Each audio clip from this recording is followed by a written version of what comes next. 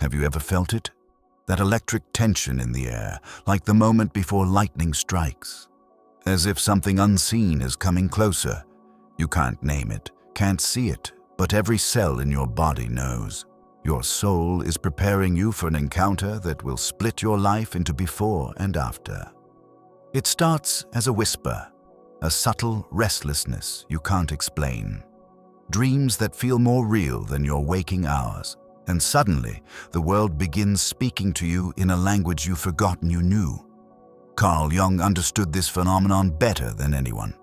He called it the soul's preparation for transformation, not through events, but through people. Because some meetings aren't accidents, they're soul appointments. Moments when the universe conspires to place two people in the same space at the exact moment both are ready to be changed forever.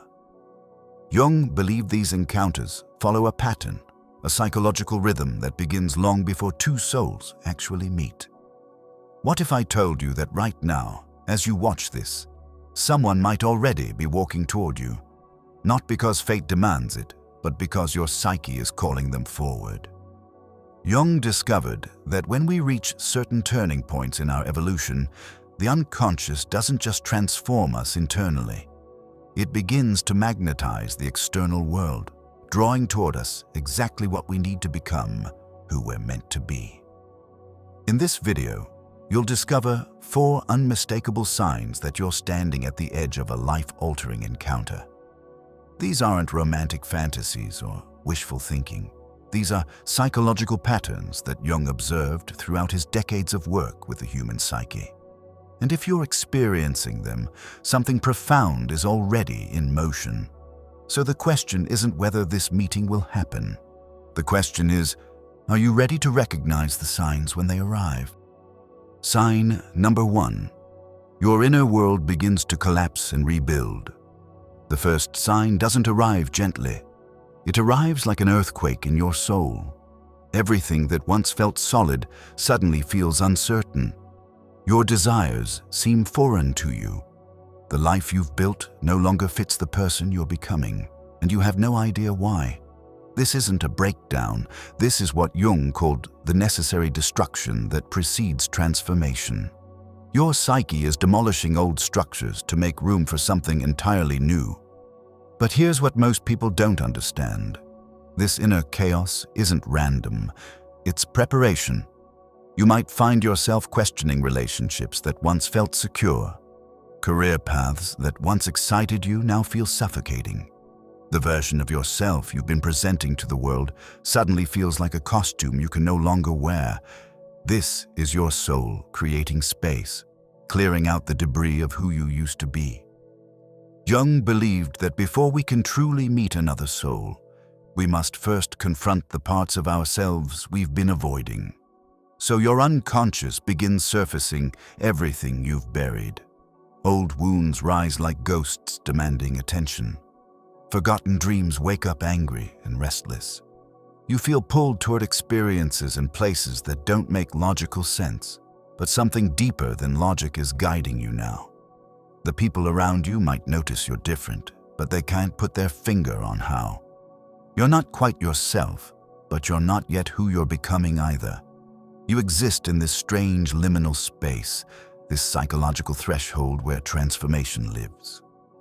And here's the profound part. This inner restructuring isn't happening to you. It's happening for you. Your soul knows what's coming before your mind does. It's preparing you to recognize and receive something your current self wouldn't be ready for.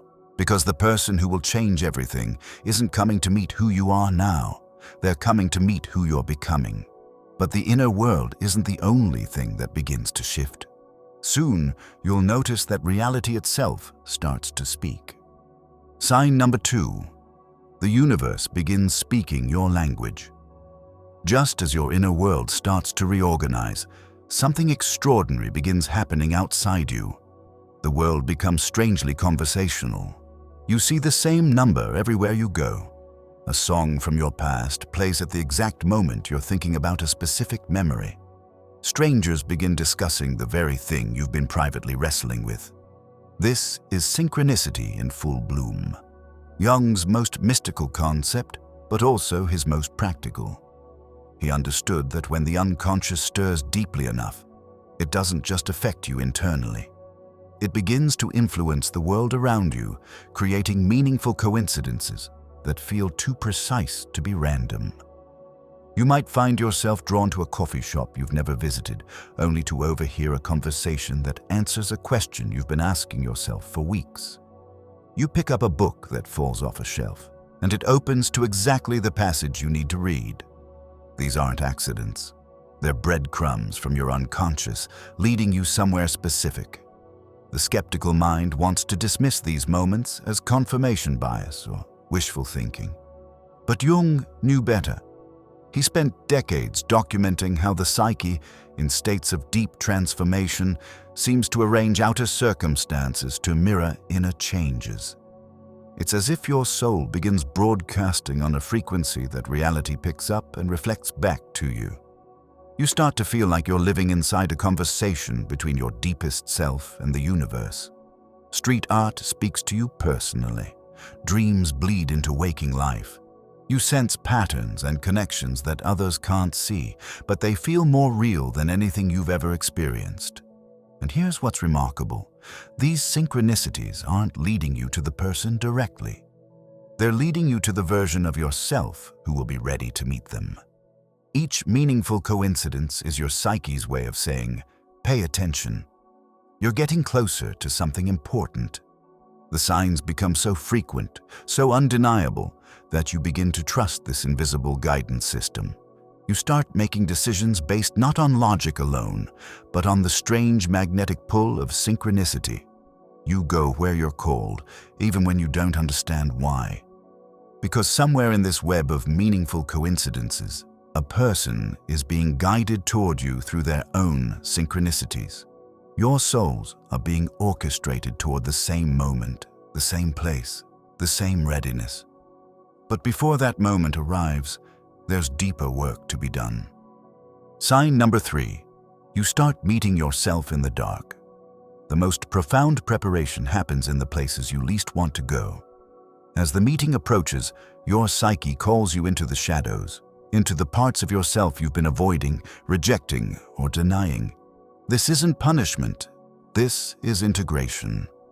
Jung called this shadow work, and he believed it was essential before any authentic connection could occur, because the person who will change your life isn't coming to meet your polished, presentable self.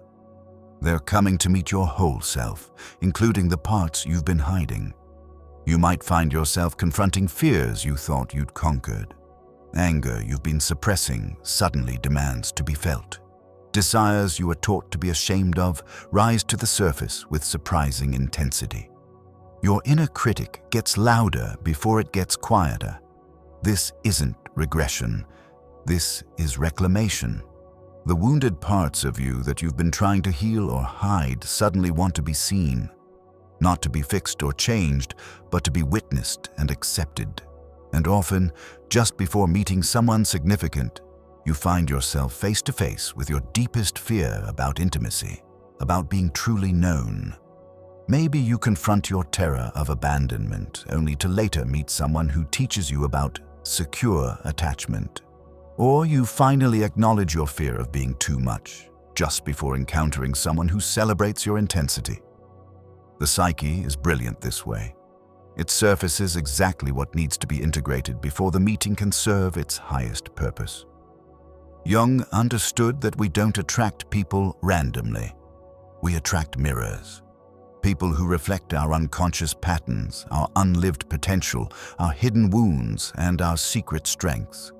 But these mirrors can only be effective if we've done enough inner excavation to see clearly what's being reflected. This phase can feel like the darkest part of the journey. You're no longer who you used to be, but you're not yet who you're becoming. You're raw, vulnerable, and sometimes completely uncertain about everything. But this rawness is exactly what makes authentic connection possible. You stop trying to be perfect and start learning to be real. You release the exhausting work of managing other people's perceptions and begin the sacred work of accepting your own complexity. And in this acceptance, something magnetic happens. You become genuinely attractive, not because you're flawless, but because you're authentic. As you integrate these shadow aspects, you begin to sense that something is shifting not just within you, but around you. The preparation is nearly complete.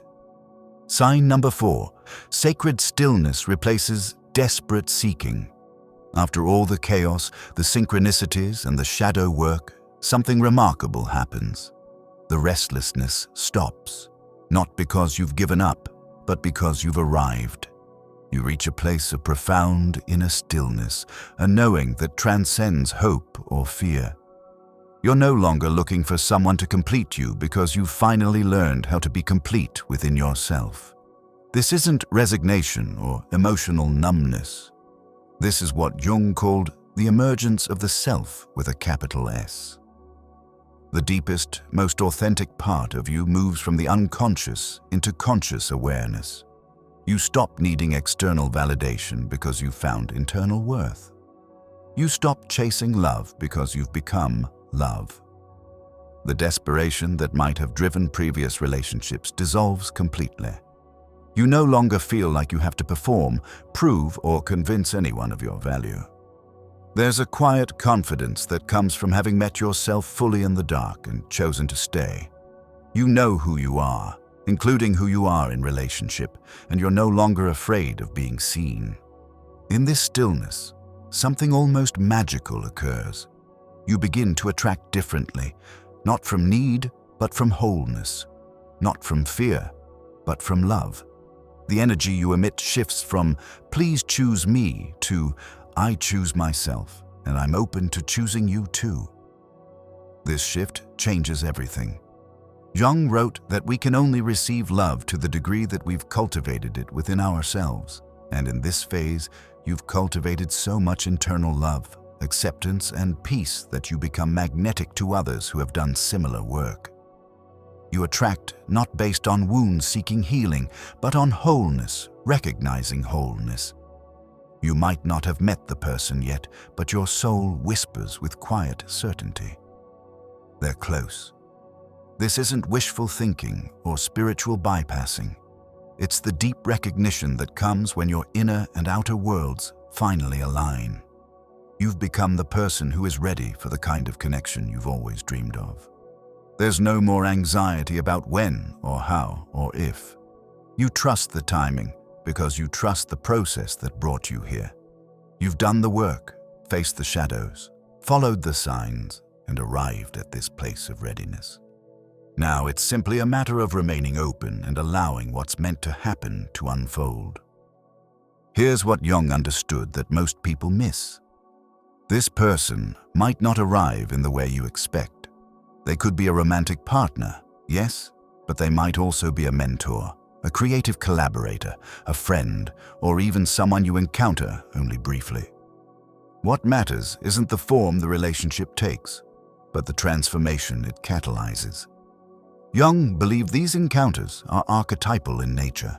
They carry mythic weight.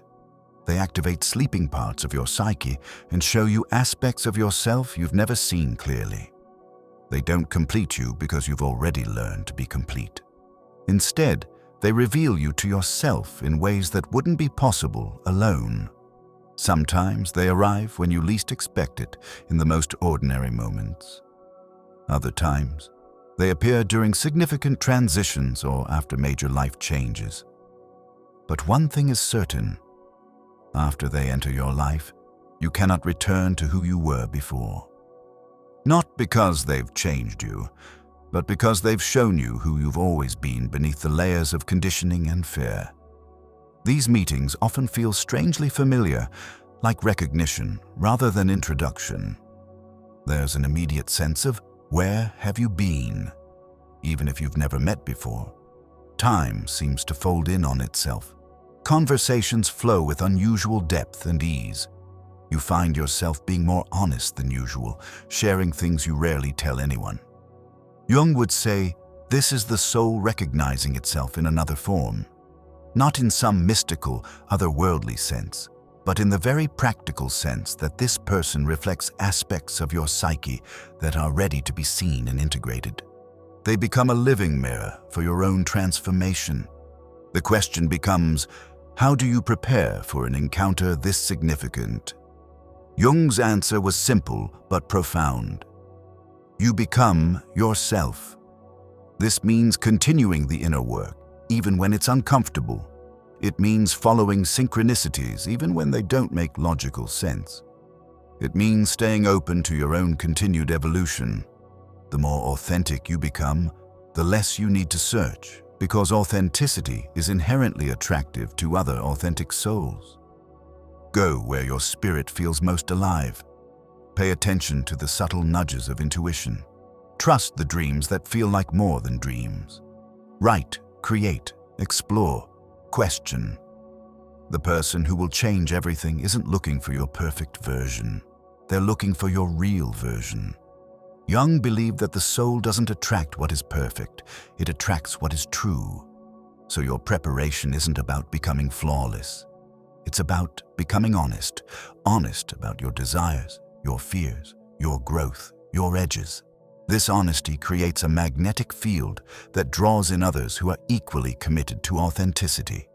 As the mystic Rumi wrote, echoing Jung's deepest insights, your task is not to seek for love, but merely to seek and find all the barriers within yourself that you have built against it. This is the real work. Not finding the person, but removing everything within you that would prevent you from recognizing them when they arrive. And when it finally happens, it might not look like the movies. There might not be fireworks or orchestral swells. Instead, there might be a profound stillness, a sense of time slowing down, a feeling that everything has been leading to this moment. You might simply look at each other and think, "Oh, there you are, I've been waiting for you." The recognition happens not with your eyes, but with something deeper. Your soul exhales. The seeking stops, not because the journey is over, but because the real journey is just beginning. Because this meeting was never just about finding them, it was about finding yourself so completely that when they appear, you know exactly how to be found. This is Jung's gift to us. The understanding that the most profound encounters in life begin as whispers in the unconscious, long before they manifest in reality. The signs are already speaking. The synchronicities are already moving. The preparation is already underway. The only question that remains is, are you listening? Your soul knows the answer, and somewhere, someone else's soul is listening too, following their own signs, their own synchronicities, their own path of preparation. You're being called toward each other by forces deeper than conscious intention, more reliable than chance. Trust the process, trust the signs, trust that everything you've experienced, everything you've survived, everything you've learned has been preparing you for what's coming next. Your transformation is not just personal, it's relational, and it's about to begin. If you've recognized any of these signs in your own life, you're part of a community of people who understand that life's most profound moments often begin as whispers in the soul. Consider subscribing to the channel to stay connected as we'll explore more of Jung's insights into the psychology of transformation and connection. Remember, the meeting you've been preparing for your entire life might be closer than you think.